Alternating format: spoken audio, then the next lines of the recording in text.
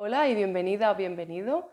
Yo soy Marta y hoy vengo con un vídeo un poco diferente, un tanto especial. La verdad es que me hace mucha ilusión hablar de esto y es que vengo a recomendar una serie de libros en base a su inicio, a cómo empiezan. Hay algo así como una afición en el mundo lector a saberse o a reconocer los inicios de las grandes obras o de cómo empieza un libro. Entre los más famosos podemos encontrar el inicio del Quijote, el de Ana Karenina o incluso el de Moby Dick. Pero antes de todo yo quería hacer una pequeña reflexión sobre cómo se puede considerar o qué criterio seguir a la hora de determinar cuál es un buen inicio de un libro. Yo creo que no hay una regla establecida y que al final se acaban estableciendo como inicios míticos, aquellos que han marcado durante muchos años a los lectores. Pero en mi caso sí que creo que yo considero que un inicio es bueno por su capacidad de sintetizar toda la novela. El primero que traigo es Historia de dos ciudades, de Charles Dickens, que tiene un inicio que es épico. Eran los mejores tiempos, eran los peores tiempos. Era el siglo de la locura, era el siglo de la razón, era la edad de la fe, era la edad de la incredulidad, era la época de la luz, era la época de las tinieblas. Era la primavera de la esperanza, era el invierno de la desesperación. Lo teníamos todo, no teníamos nada. Íbamos directos al cielo, íbamos de cabeza al infierno. Era, en una palabra, un siglo tan diferente del nuestro que, en opinión de autoridades muy respetables, solo se puede hablar de él en superlativo, tanto para bien como para mal. Historia de dos ciudades es una novela narrada en paralelo que sucede tanto en Londres como en París y la trama va alternando estas dos ciudades. Por eso es que este inicio es tan relevante y tan importante, porque en esta novela histórica de Charles Dickens estas dos ciudades se encuentran en un punto en el que no podrían estar más antitéticas. Mientras que París está en una de sus peores épocas de miseria, Londres vive, al contrario, un resurgir y una bonanza. Es por eso que él dice que no solo se puede hablar en superlativos, para bien o para mal, porque por un lado tenemos un extremo y por el otro el otro. El segundo libro que traigo es Orgullo y Prejuicio de Jane Austen. Tiene un inicio que es muy carismático y que considero que también describe a la perfección lo que es el hilo central de esta novela. Es una verdad universalmente aceptada que un soltero con posibles ha de buscar esposa. Pese a que la versión en inglés es mucho más impactante,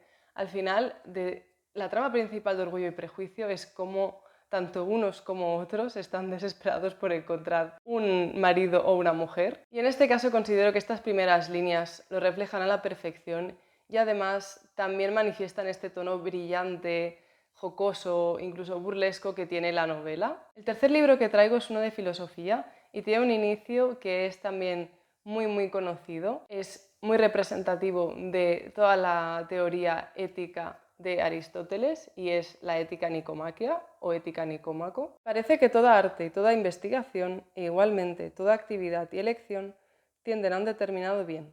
De ahí que algunos hayan manifestado con razón que el bien es aquello a lo que todas las cosas aspiran. La ética nicomaquea es la obra de Aristóteles que más peso ha tenido en el terreno de la ética. La verdad es que considero que es indispensable leer esta obra porque la síntesis que hace de lo que sería una buena vida, una vida conseguida, es magnífico. Sí que es verdad que hay algunos conceptos que igual se quedan un poco atrasados y que no se pueden aplicar de la misma forma a la vida tal y como la conocemos hoy en día, pero sí es fundamental echarle un vistazo y leerse esta obra para entender muchos de los fundamentos de la filosofía posterior. La ética de Aristóteles es una ética del término medio, es decir, que Aristóteles nos viene a decir que la virtud está en ese término medio que es relativo a cada ser humano y que se encuentra justo entre medio de dos extremos viciosos. Por eso, de ahí la famosa sentencia de en el término medio está la virtud. Y ahora traigo otra novela que es El Gran Gatsby, que además es muy cortita y se lee muy rápido pese a la complejidad que encierra. Cuando yo era más joven y más vulnerable, mi padre me dio un consejo en el que no he dejado de pensar desde entonces. Antes de criticar a nadie, me dijo: recuerda que no todo el mundo ha tenido las ventajas que has tenido tú. ¿Por qué considero que este es un buen inicio? Bien, aquellos que os hayáis leído la novela creo que me entenderéis perfectamente, pero tampoco quiero hacer ningún spoiler, pero es que ya desde el principio el autor nos está diciendo algo muy evidente y que sin embargo la primera vez que lo lees te pasa completamente desapercibido, y es que te está diciendo, igual antes de juzgar lo que te voy a explicar o lo que te voy a exponer, piénsatelo un poquito porque igual por detrás te estoy diciendo otra cosa. Y sí que es verdad que el Gran Gatsby va mucho de esto, ¿no? De figuras que aparentan una cosa y luego son otra, o de personas con una identidad más bien oscura o incluso oculta, y en muchos casos no llegamos a saber en profundidad el origen de estos personajes, en concreto uno, pero considero que es un inicio magnífico porque al final el autor como que yo siento que nos está hablando mucho a nosotros, ¿no? Ya de entrada nos está poniendo un poco una advertencia. En fin, me gustaría mucho saber vuestra opinión si os habéis leído esta obra y que me digáis qué os parece y si creéis que podría ir un poco por aquí o pensáis muy diferente a lo que pienso yo. Decídmelo en los comentarios. Y ahora el penúltimo libro que os he traído, tengo que decir que no podría haber hecho este vídeo sin incluir 100 años de soledad. Sé que se ha hablado mucho del inicio de esta obra y que es también mítico y la mayoría de personas que se lo han leído lo recuerdan, pero es que tengo tanto que decir de este inicio que no podía grabar este vídeo sin sacar 100 años de soledad. Muchos años después, frente al pelotón de fusilamiento, el coronel Aureliano Buendía había de recordar aquella tarde remota en que su padre lo llevó a conocer el hielo. Buah, creo que no se puede comenzar una novela de mejor forma. Elementos que vemos en este inicio que marcan el estilo de toda la novela. En muchos años después, ya estamos viendo que de entrada García Márquez nos está abriendo la novela con un muchos años después. ¿Después de cuándo? Ya no nos está marcando una temporalidad fija.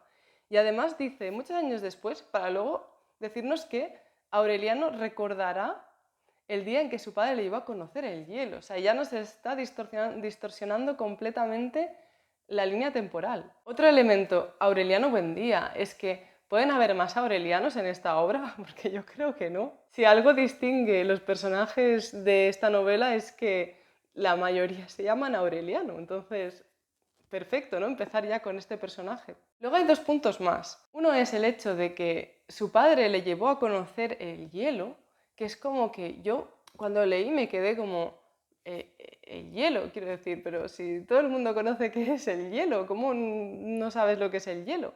Pero claro, luego te paras a pensar y dices, bueno, es que en según qué contextos y en qué climas, el hielo igual es algo que prácticamente se desconoce, y más si eres un chaval pequeño. Pero aún así, la forma en la que nos lo dice, como que le llevó a conocer el hielo, como, pero ¿dónde está el hielo? ¿Pero por qué lo tratas como una persona o como una especie de atracción turística, ¿no? Es muy curioso, muy curioso. Ya nos está dando un poco ese toque mágico, ¿no? que impregna la novela. Y finalmente, otra cosa que veo yo en este inicio es la presencia de elementos bélicos, que también marca mucho la novela en determinadas ocasiones. Muchos años después, frente al pelotón de fusilamiento, el coronel, ya son como dos sentencias muy primordiales en esta misma frase que nos están marcando un contexto bélico. En fin, que esta obra tiene el mejor inicio y el mejor final que creo que he leído, al menos hasta ahora, así que en ese sentido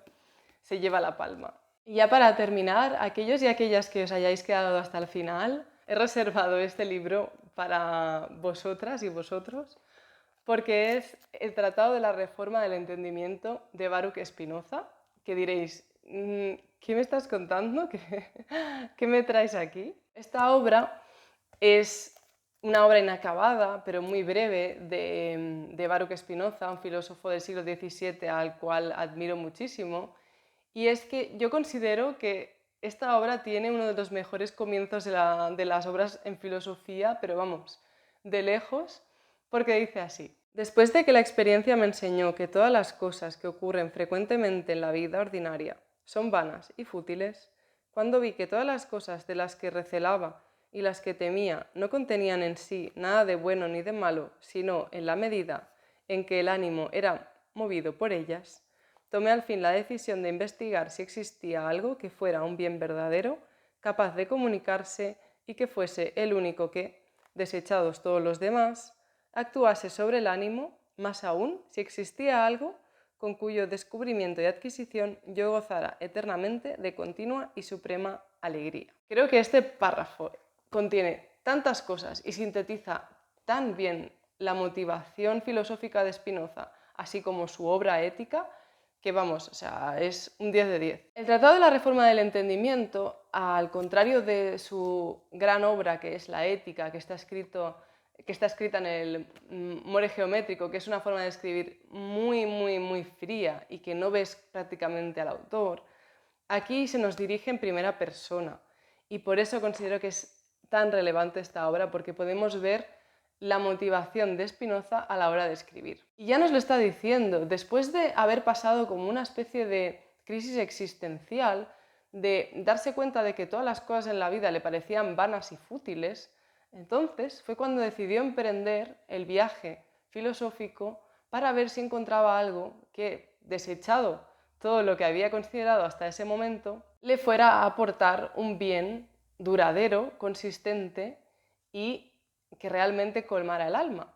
Y eso es un poco la búsqueda de la felicidad, ¿no? Podríamos decirlo, que está en todos los seres humanos. Así que creo que es un perfecto inicio para esta obra, que además es muy cortita, porque aquí entre el estudio introductorio y las cartas que incluye esta edición es que nada, o sea, se lee en una tarde. Y en el Tratado de la Reforma del Entendimiento, Spinoza nos explica un poco cómo hay que modificar la forma en la que razonamos para poder ser felices. Resumido de una forma muy rápida y quizás burda, pero viene a ser algo así. Yo recomiendo que le echéis un vistazo si os gusta la filosofía. Y bueno, hasta aquí el vídeo de hoy. Me interesa mucho saber vuestra opinión. ¿Cuáles son aquellos inicios de novela, de obra literaria que más os han impactado o que más recordáis? O incluso como yo, ¿no? Que consideráis que resumen muy bien el resto de la novela. Dejádmelo en los comentarios. Y nada, espero que os haya gustado el vídeo, que os lo hayáis pasado bien y que hayáis podido recoger alguna recomendación. Yo me despido y hasta la próxima.